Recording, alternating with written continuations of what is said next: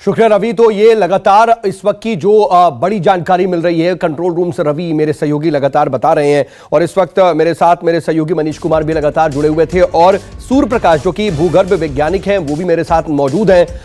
सूर्य प्रकाश जी, मैं आपके पास आना चाह रहा हूं। सर देखिए, तमाम चीजें कही जा रही हैं, तमाम आकलन बताए जा रहे हैं, ये भी कहा जा रहा है कि जो पहली प्राथमिकता है वो रेस्क्यू ऑपरेशन पर है, लेकिन जो कॉज है, इसके पीछे सबसे बड़ा सवाल यही है कि आखिर वजह क्या थी।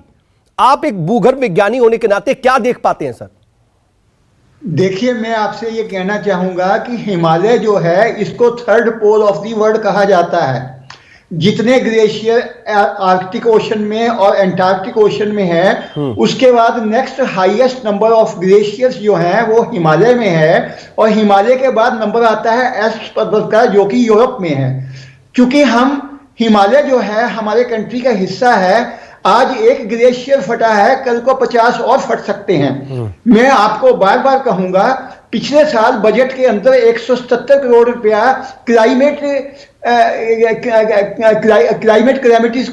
चेंज को रोकने के लिए एलोकेट किया गया था। मैंने सुदर्शन टीवी पे ये प्रोग्राम दिया था कि प्रधानमंत्री जी 177 करोड़ रुपए का आप अंडमान में जो ज्वालामुखी है बैरन आइलैंड का, उसके मुंह से जो 1100 डिग्री सेंटीग्रेड की हीट रेडिएशन 2 किलोमीटर उसका कार्डेरा है, 1100 डिग्री सेंटीग्रेड की जो रेडिएशन वायुमंडल में जाके ग्लोबल वार्मिंग में कंट्रीब्यूट कर रही हैं, आप इमीडिएटली 177 करोड़ रुपए का प्लांट, उस पर जियोथर्मल पावर प्लांट लगा के उस गर्मी की बिजली बनाइए। ये जितने भी आपको डिजास्टर नजर आ रहे हैं, इन सब की जड़ जो है वो जियोथर्मल एनर्जी है। अब मैं आपको थोड़ा सा वेद की तरफ लेके जाता हूं। जब वेद के अंदर चार वेदों में 20,346 मंत्र लिखे गए, उसमें पहला मंत्र जो है वो अग्नि पे लिखा गया, जियोथर्मल एनर्जी पे। वो क्या कहता है? ओम अग्निवीडे प्रोहितम यज्ञस्य देवम ऋत्विजम होतरम रतन धात्वम। हे अग्नि, हे जियोथर्मल एनर्जी, तू इस धरती का पुरोहित है, तू इसका देवता है, तू इसका ऋत्विज है, तू इसका होता है। ये जो सृष्टि का 800 करोड़ आदमी इस धरती पे बैठे हैं, इनके सारे के सारे क्रियाकलाप जो है वो जियोथर्मल एनर्जी के हाथ में है। और जियोथर्मल एनर्जी में हमारे बात तो समझ में आती है, लेकिन अगर मैं आसान शब्दों में समझूं तो आप ये क्या कहना चाह रहे हैं? क्या जो विकास के कार्य होते हैं जिसमें कई तरह की अनदेखी कई बार हम कर देते हैं, क्या इसके पीछे की वजह यही है? कहीं ना कहीं शायद आप यही इशारा कर रहे हैं। मैंने आपसे बार बार कहा कि अंडमान के बैरन आइलैंड के ज्वालामुखी पे जियोथर्मल पावर प्लांट लगा दो, और आने वाले टाइम में हिंदुस्तान जो है सोने की चिड़िया बन जाएगा। मॉनसून का पैटर्न जो है रीस्टोर हो जाएगा। बंगाल की खाड़ी में साइक्लोन बनने बंद हो जाएंगे।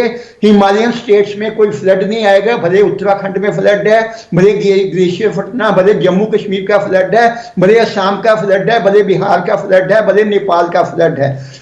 और उड़ीसा की जो लू आती है जब गर्मियों के मौसम में, कभी हवा होती है उड़ीसा की तरफ, उस ज्वालामुखी की गर्मी जो है हवा के अंदर मिक्स होके आती है, उड़ीसा की लू आती है।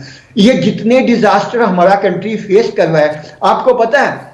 आप देखिए कि हमारे देश में मॉनसून क्यों आता है। ठीक है। मॉनसून इसलिए आता है क्योंकि हमारे देश में जब जून के महीने में गर्मी पड़ती है तो लो प्रेशर एरिया पैदा होता है। जैसे राजस्थान में 55 डिग्री सेंटीग्रेड जाता है, वो जो लो प्रेशर एरिया है उसके मुकाबले में अंडमान में 1100 डिग्री सेंटीग्रेड का वो जो ज्वालामुखी है वो 22 गुना ज्यादा स्ट्रॉन्ग लो प्रेशर एरिया बना देता है। उससे क्या होता है, आधी मानसून जो है वो अंडमान में चल जाती है, मद्रास में सूखा पड़ जाता है, मद्रास के हिस्से की मानसून जाके बंगाल में, बंगाल की खाड़ी में बरसती है। जो मानसून आधी मानसून बेस्ट जाती है, ये जाके अंडमान निकोबार में बेस्ट जाती है। ये सारी चीजों की जड़ क्या है? जियोथर्मल एनर्जी का सदुपयोग करो, जियोथर्मल पावर प्लांट लगाओ।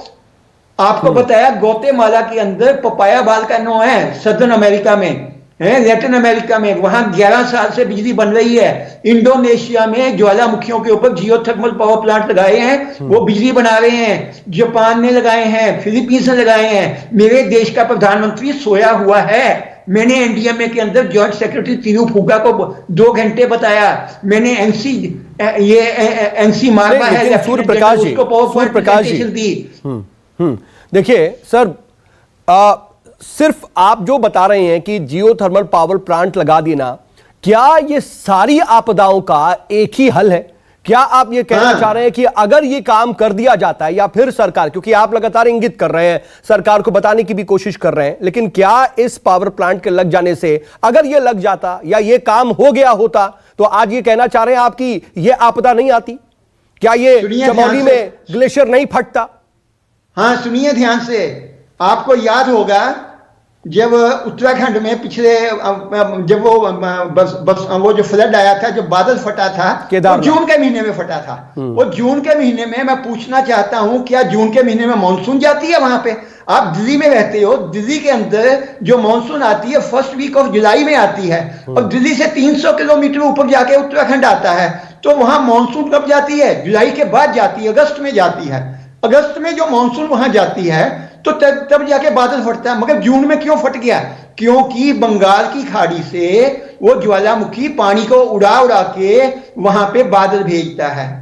जो बंगाल की खाड़ी को गर्म करने का काम है वो ठीक है, वो ठीक है सर। अगर आप इतनी बड़ी बात कह रहे हैं, मुझे ब्रेक पर जाना, अगर उससे पहले आप बहुत जल्दी से ये समझा दें कि अगर जियो थर्मल पावर प्लांट लग भी जाता है तो उससे कैसे ऐसी स्थितियां उत्पन्न हो जाएंगी कि इन आपदाओं से बचा जा सकता है, ये हम समझेंगे जरा आपसे। नमस्कार, मैं हूं मानक गुप्ता। अगर आपको हमारा ये वीडियो पसंद आया हो तो इसे लाइक और शेयर जरूर करें, और हाँ, हमें सब्सक्राइब और फॉलो करना ना भूलें ताकि आप देश और दुनिया की कोई खबर मिस ना करें। तो जुड़े रहिए हमारे साथ और देखते रहिए न्यूज़ 24।